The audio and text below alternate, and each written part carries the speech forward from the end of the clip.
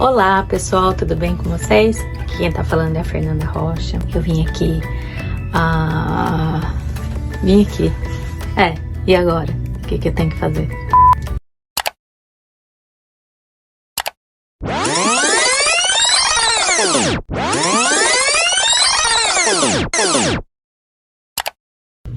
E aí, meu sonho foi ter 2 filhos. Não importava se fosse uma menina, um menino, mas sempre quis 2 filhos. E foi aí que quando o meu Lucas, ele tinha 6 meses, eu tava grávida de novo, porque eu morri de medo de não conseguir engravidar. Então, sim, eles são bem pertinho um do outro, é 1 ano e meio de diferença. Então deu para eu acompanhar direitinho o desenvolvimento do Rafa, porque eu já tinha experiência com o Lucas. E aí eu olhei pro Rafa e falei, esse Rafa, ele tá mais atrasado nas coisas que o irmão dele. Então, como o Lucas já tinha passado pelo processo do diagnóstico e todo aquele processo, eu falei assim, que eu vou esperar? Manda fazer o do Rafa, assim, bem mais rápido. Então, o do Rafa veio bem antes do Lucas. O Lucas saiu com 1 ano e 8 meses, o do Rafa saiu mais ou menos com 1 ano e 6 meses, tudo. Só que essas coisas levam tempo pra fazer. E aí foi aquele choque. Eu já sabia, né? A gente quer, porém, quando o diagnóstico chega, é realmente um impacto.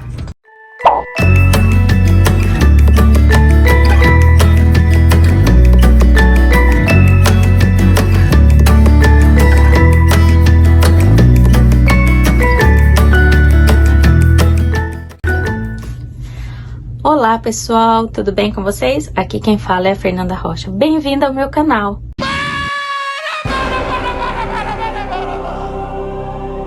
Então, como eu prometi, eu achei o vídeo do Lucas na maternidade tomando banho, bem bonitinho. Então, bom lembrar, recordar. Pra mim, parece que foi ontem, não parece que faz tanto tempo assim que ele nasceu. 14 anos, já vai fazer 15, meu Deus, passou muito rápido. Mas tá lá ele dando tchau. Vai lá, confere. Quem não viu o vídeo de eu falando, eu vou deixar o link abaixo, vocês podem conferir os vídeos anteriores.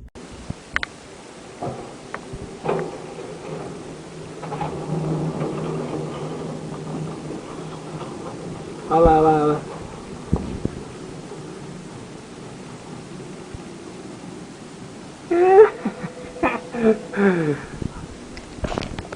Então, se você tá aí do outro lado assistindo, eu peço para você, já vai deixando um like para ajudar o nosso canal a crescer. Também não se esquece de inscrever e ativar o sininho de notificações, porque daí você vai receber, sempre que eu postar um vídeo novo, você vai receber o nosso vídeo em primeira mão. Então tá, né? Peguei aquele diagnóstico, né? É uma coisa assim que eu tava buscando, porque eu queria saber o que era, por que ele tava atrasado. Porém, não é uma coisa que a gente fica feliz. Você não tá pegando ali um diploma, uma gratificação, um bônus. Não é nada disso. Você tá pegando um diagnóstico pro seu filho. Você sabe, assim, que aquilo vai te abrir muitas portas, porque vai te ajudar a ter muitos serviços aqui. Porém, é um peso muito grande aquilo, né? Então, o impacto do diagnóstico. Como que é o impacto do diagnóstico na vida do casal, né? Então, assim, muita coisa a gente... como é que eu posso dizer? A gente abriu mão de muita coisa, porque para nós o mais importante era poder cuidar das crianças. Então eu e meu marido, a gente decidiu como que a gente ia daqui para frente lidar com a nossa vida para poder dar um melhor tratamento para as crianças. Então junto a gente tomou nossas decisões que era melhor para nossa família. O que acontece depois do diagnóstico? Imediatamente a gente começa a intervenção precoce. E aqui eles entram num programa que se chama Early Intervention. É de 0 a 3 anos. Vem uma equipe na tua casa multidisciplinar, faz a avaliação e depois eles oferecem terapias para as crianças.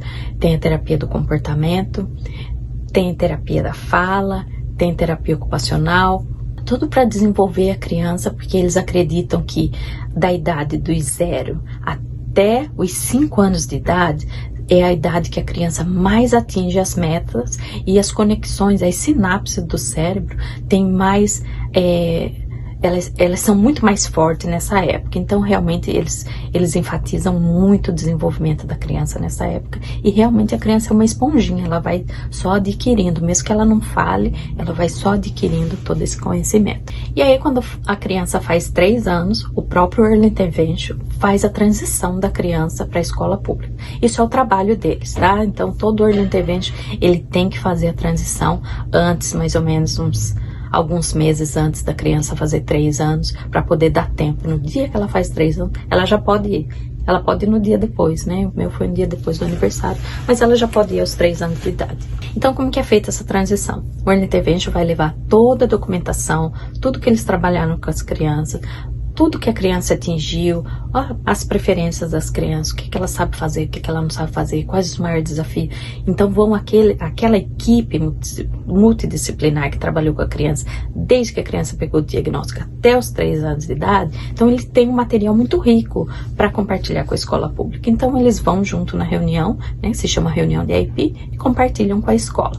E aí, naquela reunião, a escola também faz uma reunião com a gente, para decidir como que vai ser o programa. Antes disso, eles já avaliaram sua criança. Uma equipe multidisciplinar da escola já avaliou sua criança para saber o que eles vão oferecer. Então, baseado na avaliação deles, mas na avaliação do Early Intervention, na quantidade de horas que sua criança teve no Early Intervention, ou de terapias, que eles têm terapia do ABA em casa, né?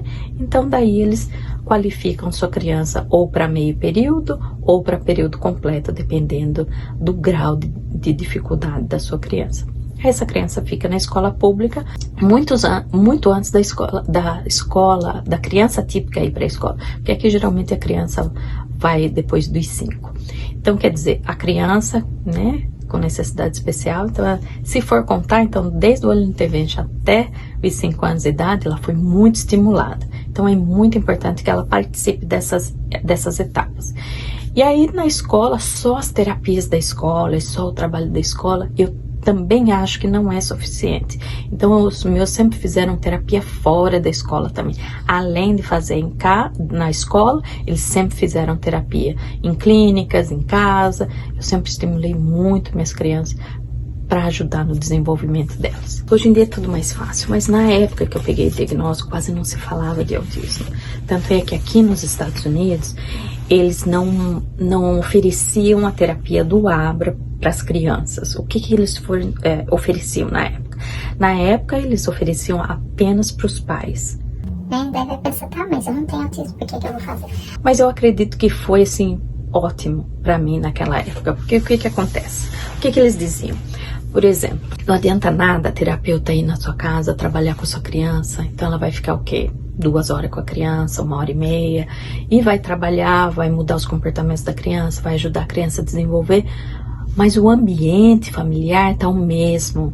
Você tá do mesmo jeito, você não consegue trabalhar com a sua criança, você não sabe identificar o que ela necessita. Então, assim, para mim foi válido. Então, naquela época, como o seguro não pagava terapia, então eles pagavam para os pais. Então, eu recebi esse treinamento por 4 anos. Então, toda a experiência que eu tive de eles me treinarem por 4 anos em terapia do ABA, foi bom que eu pude ajudar minhas crianças. Foi por isso que eu montei isso aqui, nosso Playroom. Então, assim, tem fotos, depois eu vou tentar colocar para vocês algumas fotos do início, né, de quando eu comecei a trabalhar com ele sozinha aqui no Playroom.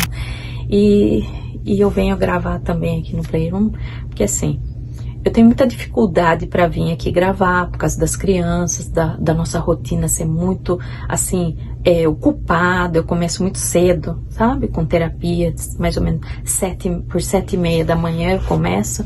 Então, a primeira terapia, e daí vai até, às vezes, 6 horas da tarde, assim, intercalando entre os dois, né? Então, é um pouquinho puxado. Aí eu tô bem cansada, bem exausta. Aí tá na hora de dar janta, tá na hora do banho, tá na hora de pôr pra deitar. Então agora é o único momento que eu tenho pra vir, pra poder fazer vídeo, pra poder contar pra vocês um pouquinho da minha história. E esse lugarzinho aqui é o lugar mais silencioso da casa, por isso que eu gosto de estar aqui, tá? Então assim, eu modifiquei a minha casa todinha pra poder cuidar das minhas crianças, pra poder ajudar eles a se comunicar. Então, o que foi importante naquela época? O importante para mim foi entender as necessidades deles, para eu poder ajudar. Não adianta eu querer ajudar sem eu saber o que eles precisavam. Primeiro, eu fui me educar, fui aprender, eu saí fazendo tudo quanto era curso, porque eu queria, assim, saber como trabalhar com eles. Eu fiz o curso do PECS, que é da troca de figuras, para eles aprenderem a se comunicar, a falar. Porque assim, não adiantava eu adivinhar o que eles queriam. Porque geralmente a criança com autismo, ela brinca de um jogo a gente fala de adivinhar. Então assim, tudo que ela quer, ela usa a gente como instrumento. Ela pega na nossa mão e leva a nossa mão até aonde ela quer que ela, seja no armário, seja alguma coisa que ela quer. Então ela usa isso. Então é importante que essa criança, e a gente que é mãe, a gente adivinha o que eles querem pelo olhar, ou pelo choro, ou pelo que eles querem. Então é importante a gente dar uma voz para essa criança, porque assim, pode ser que um dia você não esteja em casa, pode ser que um dia você fique internado no hospital, pode ser que um dia você precise que ele vá numa babá, que alguém cuide. Então é importante que todo mundo entenda, não só você, mas todo mundo. Então por isso que eu fui fazer esse curso, e foi muito bom, porque tem vídeos até dele pequenininho, falando pelas trocas de figura, pelas fotos. E depois de um tempo, tem um outro vídeo dele, o primeiro dia que eu fiz a transição pro aparelho, pro iPad. Então, ele falava ali pelo comunicador. Então, depois, com o tempo, eu vou mostrando tudo isso para vocês. Mas foi muito legal ver toda essa transição desde o início. Então, eu sempre recomendo essas 3 terapias, para mim, é o principal, que eles fazem até hoje. Então, em primeiro lugar, a terapia da fala. Eles têm que passar por uma fono, a fono tem que fazer uma avaliação neles, ela tem que ter experiência com PECS ou troca de figuras, e ela tem que ter experiência com criança com autismo ou criança que tenha um problema sério na fala, né? Um atraso sério na fala. Depois elas têm que passar também por uma terapeuta ocupacional, que a terapeuta ocupacional vai trabalhar com eles todas as habilidades que eles têm que aprender, seja na motora fina, seja na motora grossa, seja nos problemas sensoriais que eles têm muitos problemas sensoriais. Então é importante que seja visto pela uma terapeuta ocupacional. E a minha favorita é a terapeuta do comportamento. Aí todo mundo vai falar, mas meu filho não tem problema de comportamento, então ele não precisa do ABA. Isso é um mito. Toda criança com autismo precisa do ABA. Todas. Essa é a minha terapia favorita. Depois do ABA, o ABA mais ou menos na década de 60, né? Desde 1960 tem estudos e tem provas de que é uma terapeuta eficaz. É muito usada aqui nos Estados Unidos. É a terapia número 1 usada aqui nos Estados Unidos. Já foi muita coisa para o Brasil, eles estão inventando a roda, com todas as outras terapias que vieram depois. Mas o ABA realmente aqui é a mais usada. E eu moro no estado de Massachusetts, é um estado bem desenvolvido. E assim, fazem muita pesquisa e o ABA é o mais usado. Vou explicar por quê. Os médicos indicam o ABA. Eles sempre põem no diagnóstico tanto de horas que a criança tem que fazer. O seguro médico paga o ABA na tua casa para vir, né, dar terapia. Tanto pagava para mim no início e hoje em dia eles pagam direto para as crianças. A escola oferece. Então assim, não é uma terapia que, né, a gente só faz em clínica, foi fundada agora, tem muitos resultados. Não, o ABA tem muito mais. Porque assim, senão esses 3 lugares não ia recomendar, tá? Então assim, e eu sou prova disso, porque eu vejo com as minhas crianças o quanto que eles evoluíram com isso. Então assim, é para criança só que tem problema do comportamento? Não, não é. É fundamental para as outras crianças também que não têm problema de comportamento. Como assim?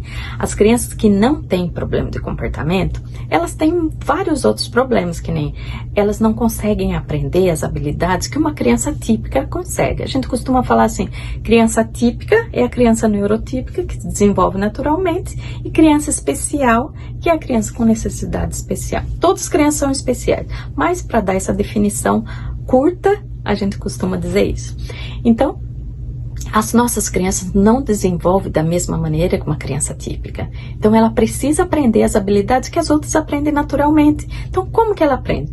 Muita repetição.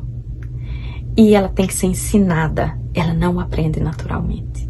E o ABA vem para ensinar todas essas habilidades que essa criança não aprende. O ABA também é oferecido nas escolas, até para as crianças que não têm problema de comportamento. Como assim? Meu primeiro filho, ele não tem nenhum tipo de problema de comportamento. É a criança mais doce do mundo. E não tem nada a ver que falar que é o tratamento, que é o jeito que cuida. Nada a ver. É de dentro da criança.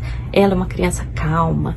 Ela é uma criança que, assim, tá tudo ok para ela, sabe? Então, o problema de uma criança assim é que ela tem a tendência de ficar esquecida. Porque ela é muito boazinha. Então, eu tô sempre em cima olhando. Então, o que o ABA faz para ela na escola?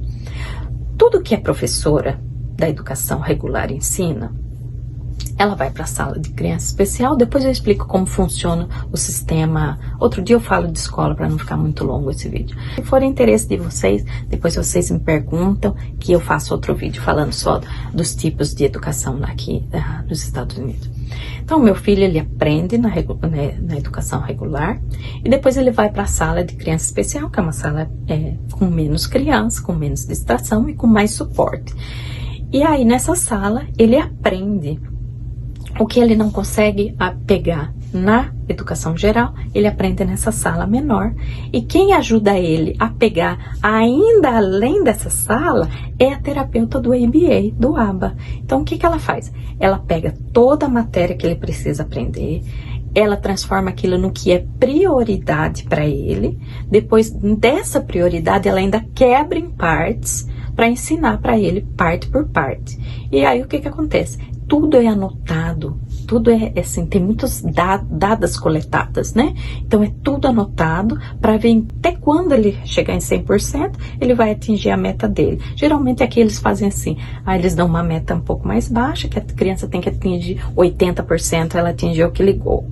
Para mim, 80% não aprendeu, mas tá ok, é assim que eles trabalham. Então, atingiu 80%, eles deixam a meta um pouquinho mais difícil e vai indo para as outras. Então, essa criança, ela acaba aprendendo, né? Como? Por repetição.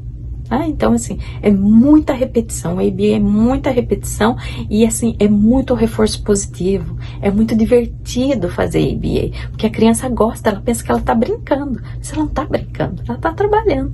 E ali ela vai aprendendo. Porque a terapeuta, assim, ela tem o jeitinho de pegar o jeito que a criança quer brincar e ali ela ensina de modo lúdico para a criança. Então, é muito importante. Agora, para a criança que tem problema de comportamento. Então tá, eu tenho um filho com problema de comportamento, mas não é pouco problema de comportamento, não. Foi muito.